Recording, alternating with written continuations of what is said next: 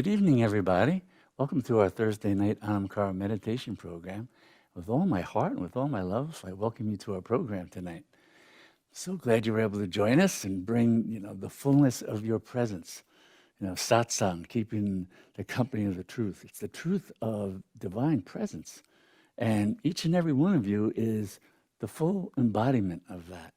And you're people who do practices to know that directly and live it into the world. So it's just a privilege to be in the company of such a gathering for this purpose of knowing the truth fully, living it into the world, and doing the practices that open that more and more to our state of being moment by moment. So thank you for coming. Thank you for bringing the power of your practices, the power of yourself to this evening's program. So we're going to start, as we have been, with just taking a few moments to just give the mind and the body a chance to really quiet down, and using the combination of the paced breathing with the harmonium, and that alone, tremendous amount of physiological research out of, part of my field was biofeedback and neurofeedback, and a lot that has been studied when you just start to slow and pace the breathing and bring it down to roughly a 10-second cycle, or 10 to 12 seconds of a cycle of a breath. So roughly 5 or 6 breaths per minute. Just really has profound effects on the autonomic nervous system. But then when our consciousness is also shifting our awareness and shifting into mantra. Mantra is a throb of the infinite. And the aham mantra that is already throbbing in the roots of consciousness of every being, the awareness of I am, that's what aham refers to, but that throb, that awareness of simply being, and that we're inviting the mind to let go of all the things that come after the I am. The I am this, I am that, I'm happy, I'm sad, all the things the mind becomes after simply being. So to come home to simply being, that was the profound opening that so many of the ancient traditions discovered through the practice of meditation, and that Buddha made as the central practices for mindfulness of breath, calming, letting go, coming back to simply being present. So we're going to start with that. And so as you recall, we're doing, as the breath comes in, silently listening for the ah, and then the hum, silently in the mind as the breath goes out. I, as silently as the breath is coming in, am. Ah.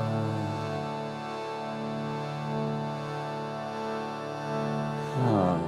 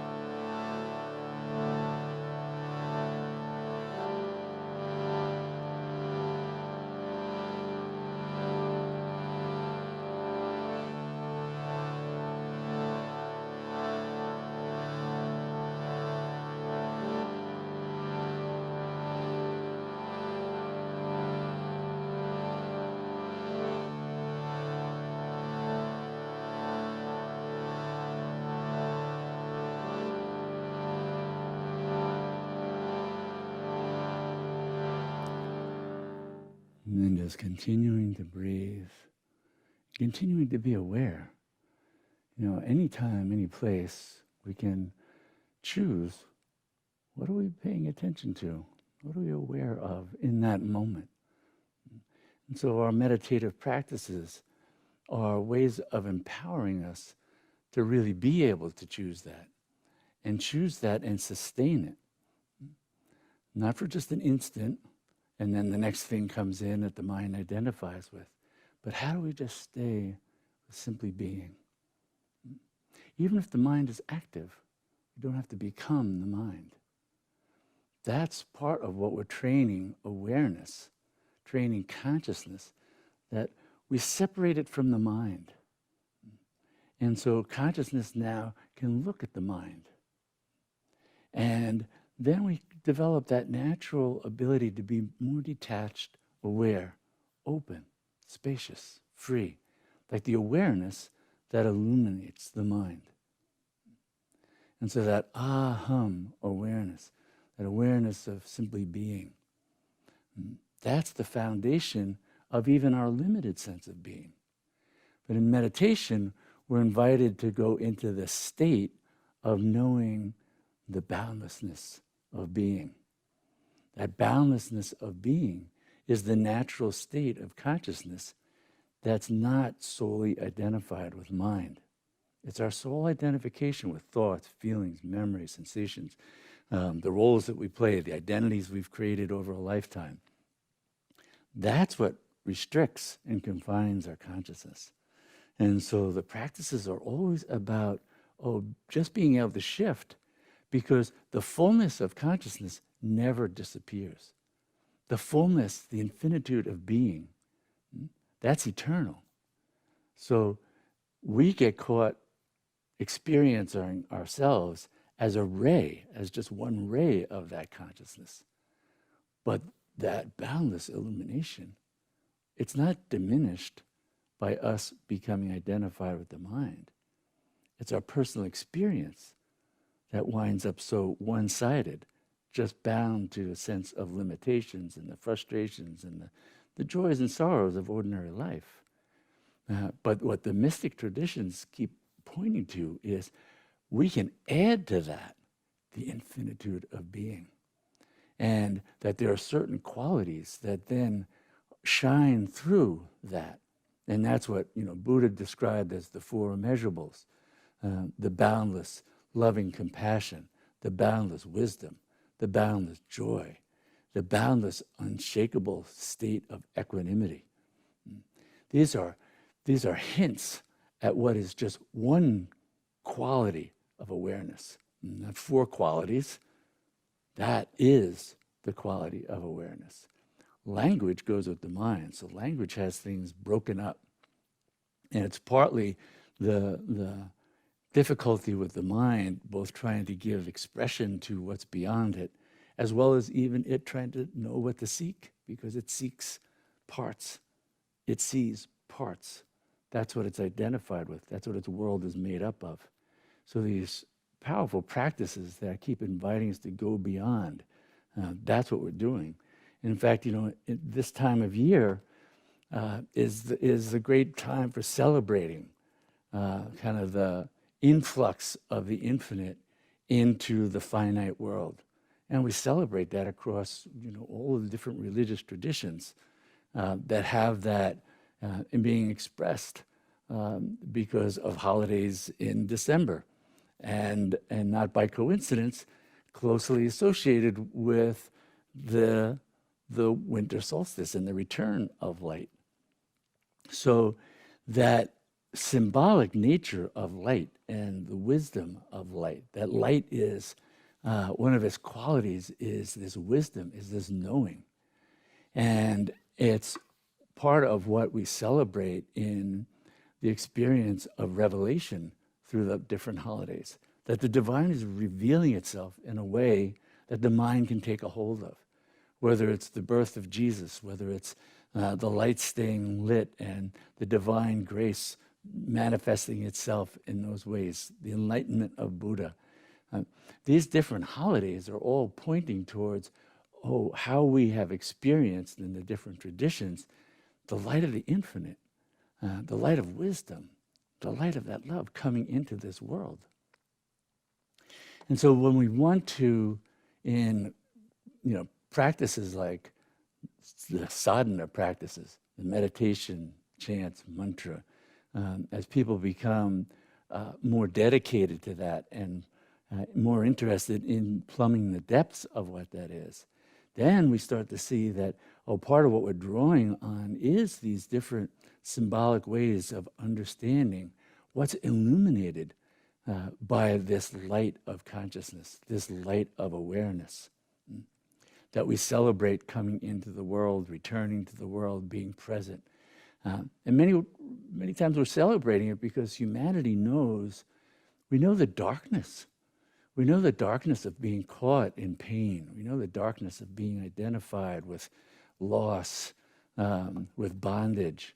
And so we're looking for the light of freedom.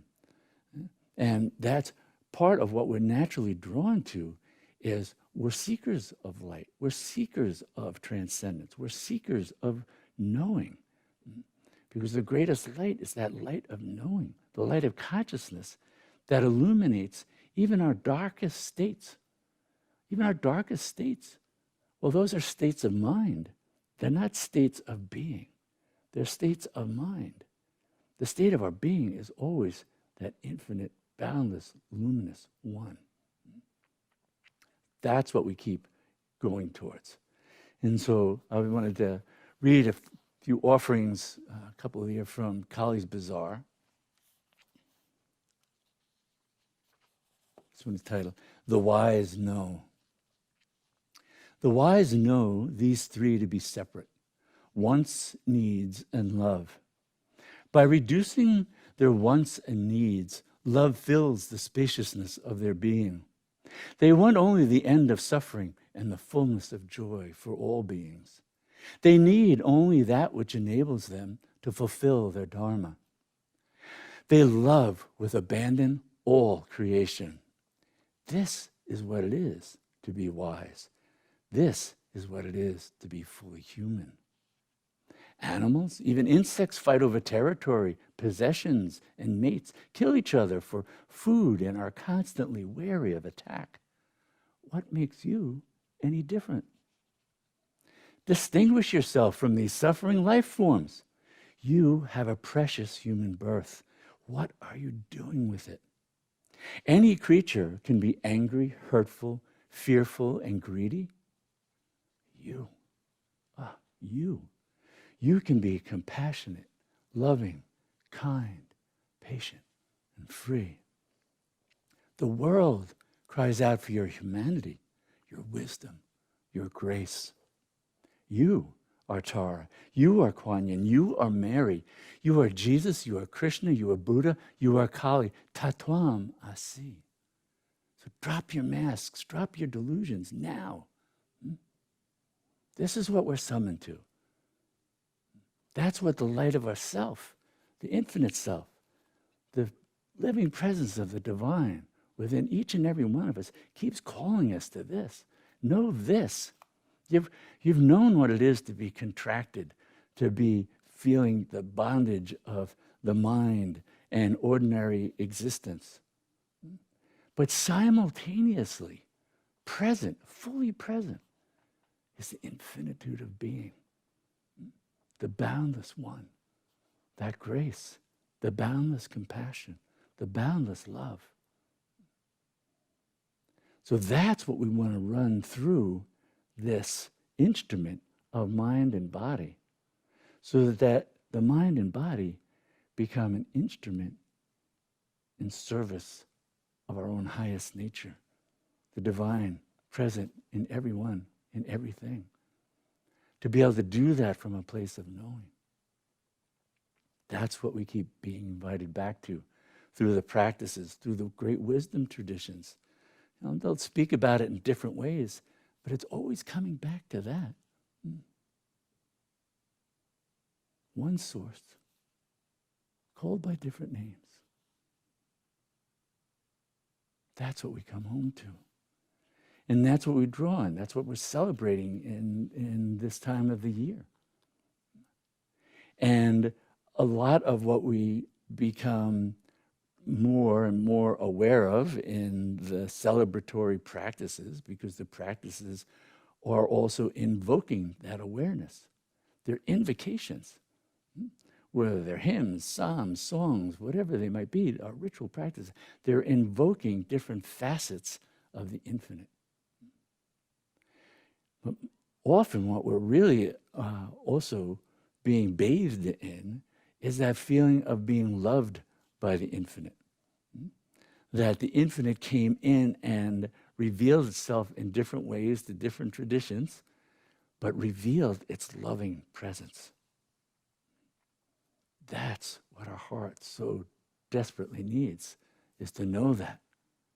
And then ultimately to know that that flame of love, that's burning within your heart at all times, all places. That we can come to know that.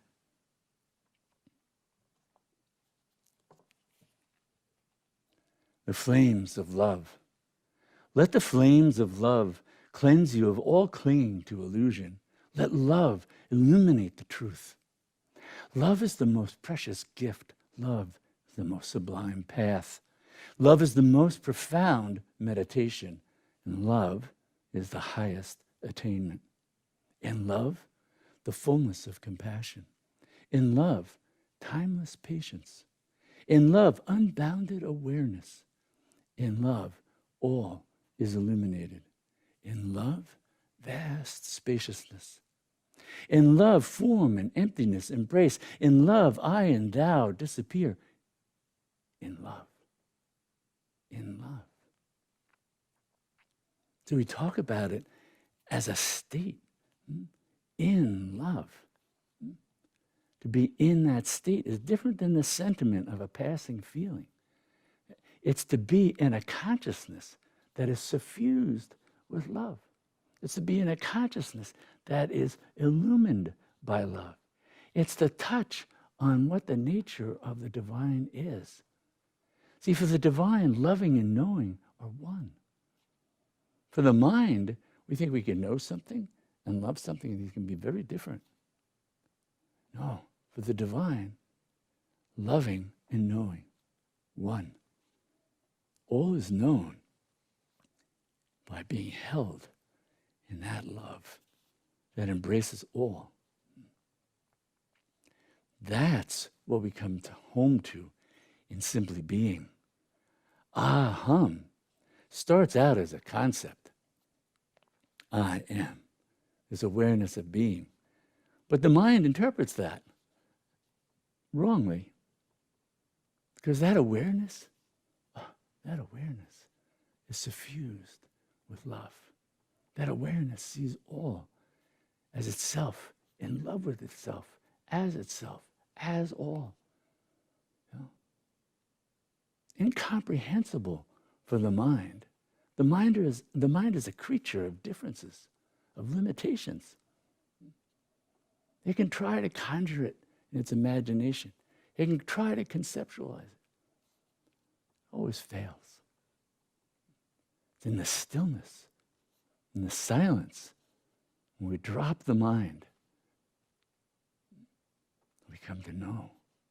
So we can love, we can appreciate the mind for what it is and how it serves and how it works in this domain. But it's not who you are. You have a mind, you're not your mind. You have a body, you're not your body. You're not limited by those things. You've explored for lifetimes what it is to be solely identified with mind and body. Now it's time to know who you are as the infinite one. And that added awareness to knowing what it also is to be confined in a body and a mind. So it gives us so much compassion then for all other beings and the suffering they have. Because we've known that suffering. We've known that limitation. We've known that bondage. We've lived in that prison. That informs our heart with compassion. So we can look at others and their suffering and see, where does that suffering arise from? It arises from wrong identification. That's what the Eastern traditions point to over and over again. The mystical traditions in general is not knowing, this primal ignorance, not knowing the truth of who we are, and then becoming identified with what we're not, the mind and the body. So we want to shift that locus, that center of identification, to the infinitude of being that embraces mind and body, but isn't limited by it. So the ocean is the ocean. It knows all the waves are itself, but it doesn't just think of itself as one wave. So we keep coming home to that truth and dissolving the clinging that the mind always perseveres with in its identification. It's old patterns, old habits. We keep washing it clear with mantra, with chant, with practice, with entering the stillness, discovering that we can abide in stillness for longer and longer periods of time, that we can rest in that place, just in that presence. Then we start to know from that state of presence, that ocean of love that is its nature. We discover that's our nature too. It's like two pools of water meeting in the night, silently merge. So you and the divine in silence merge back to knowing one, all one, all one.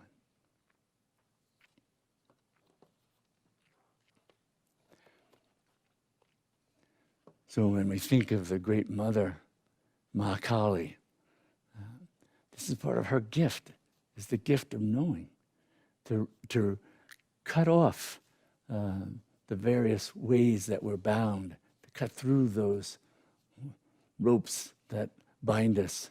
They're really ropes of thought, ropes of wrong identification. She cuts through that.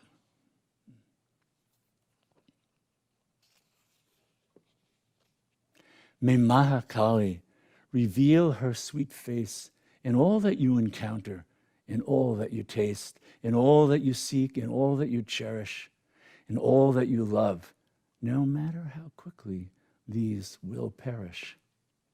May you know her grace in every time and every place. The tides of your breath are your constant reminder that she infuses your body with her life and power.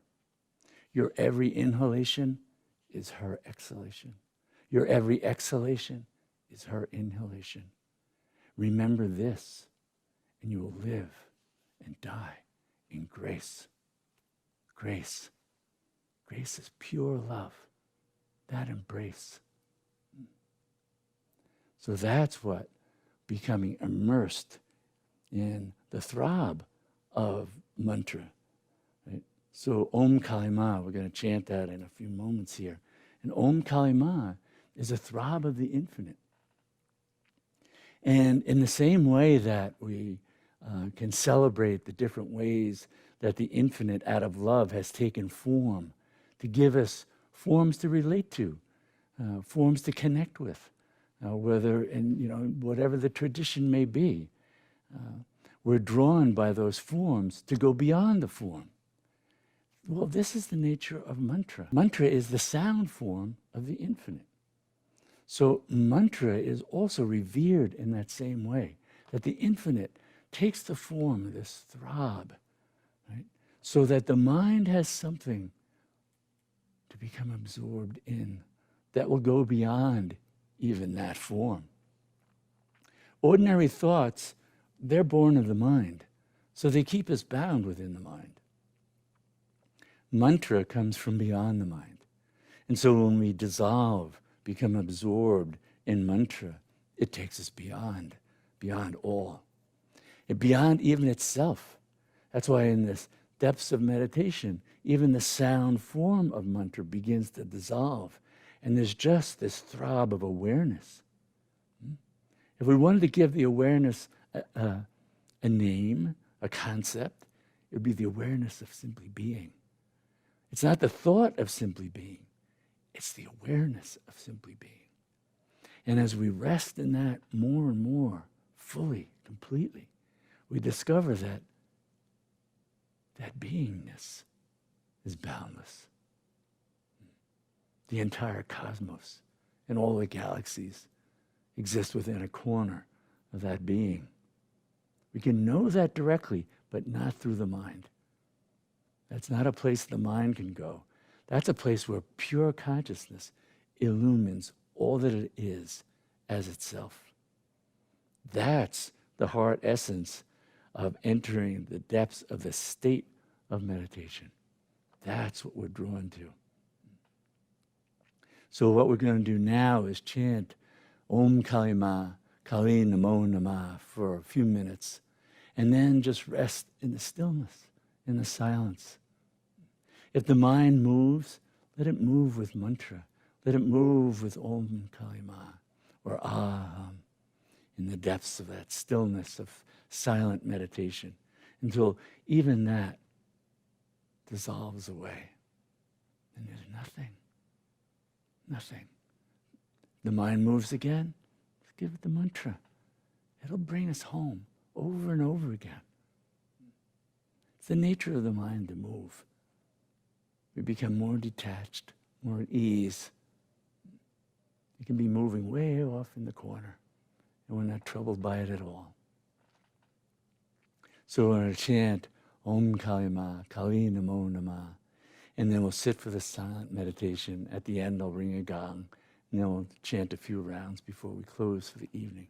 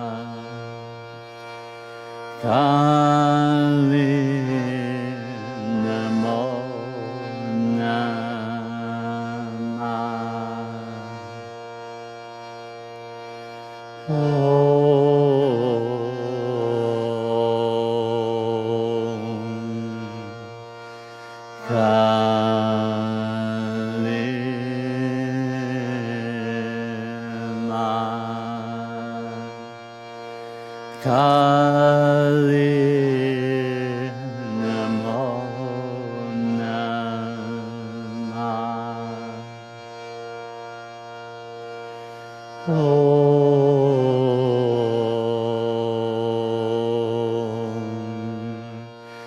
Kali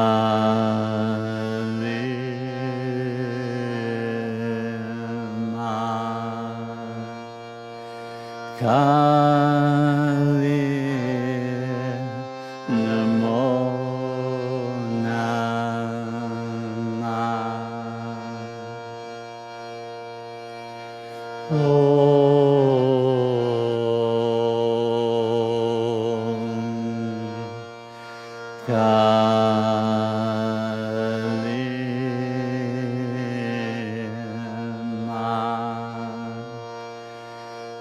Kali Namo Namah.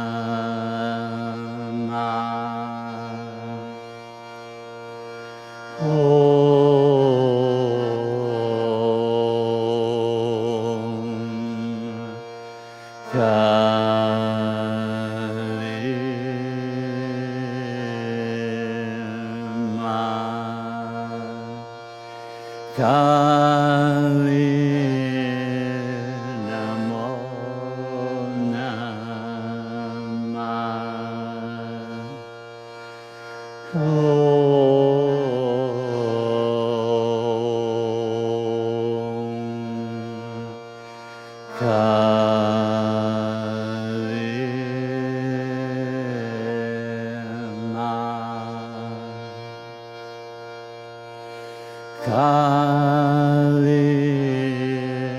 Namo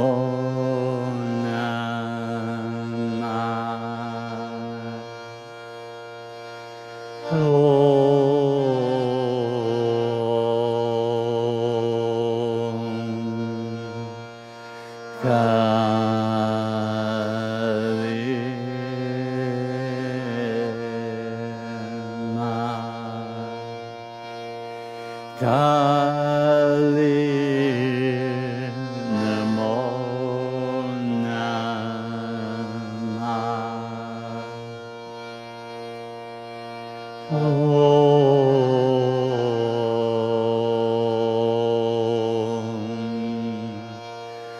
Kali Namo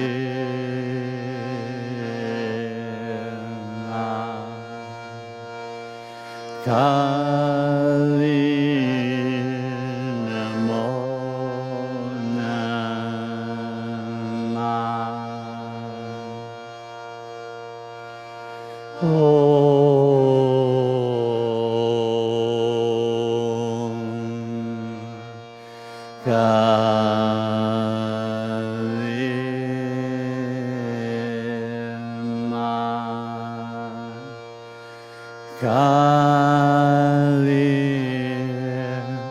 Namo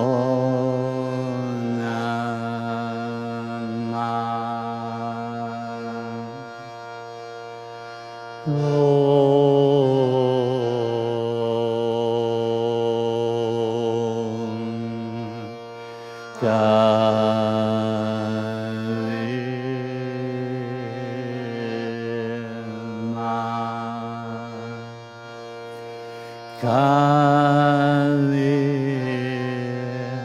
Namo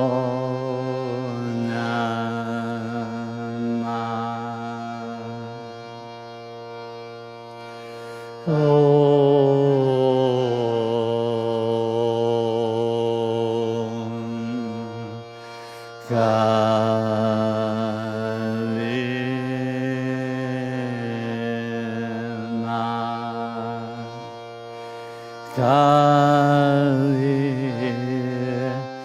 Namo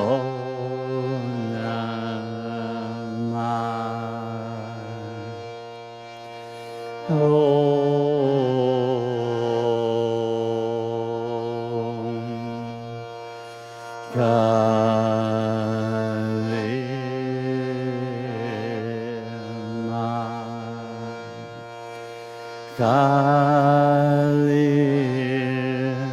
Namo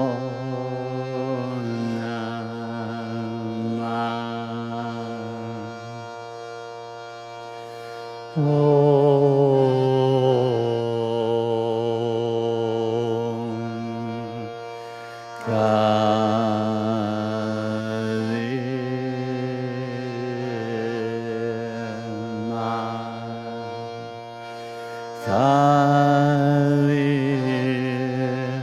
Namo Namah.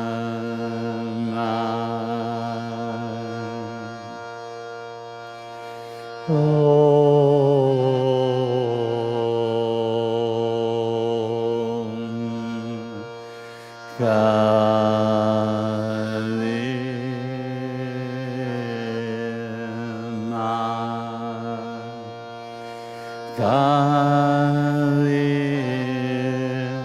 Namo Namah.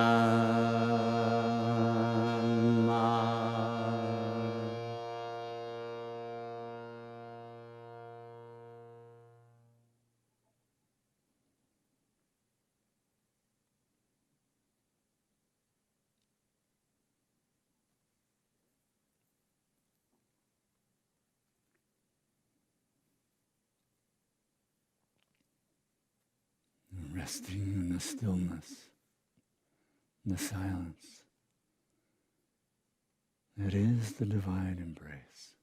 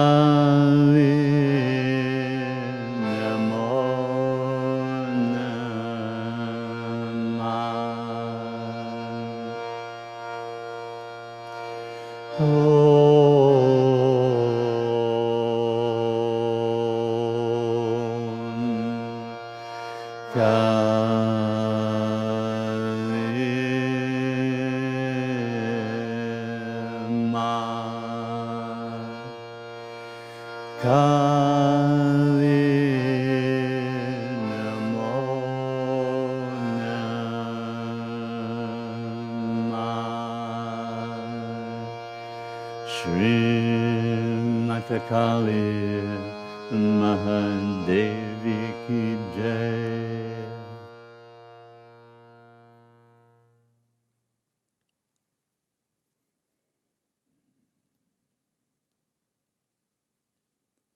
We end with this prayer. And may all our practices truly benefit everyone. And may all beings know complete freedom from suffering. Namaste.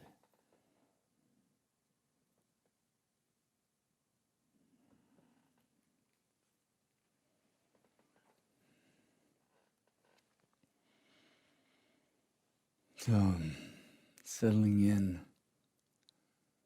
to know the divine embrace, to know that living presence of the divine manifesting itself in the world didn't happen just once or twice or 3 times some thousands of years ago. Right here, right now. The inextinguishable flame of the divine is in your heart, all times, all places. We let go of the mind and being solely identified with it and its content to know the ground of our being, the infinitude of being, the boundlessness of that loving, knowing wisdom that illumines all in the light of love.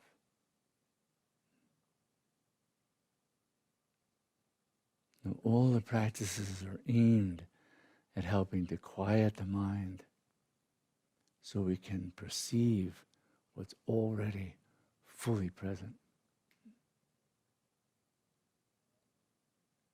And so, in this season where we celebrate the many ways that the light of the infinite has made itself known, we want to know that light of the infinite in ourselves, moment by moment.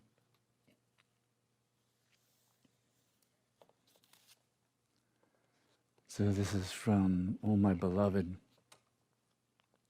For the love of light. For the love of light, we celebrate the winter solstice, the oil lamps remaining lit, the baby born in a manger, Buddha's enlightenment, the luminous words of sages and saints, all pointing to the true light, whose nature is all-embracing love. We celebrate the One, taking forms to deliver us from the darkness of ignorance, illuminating the way. For the one true way is the light of love.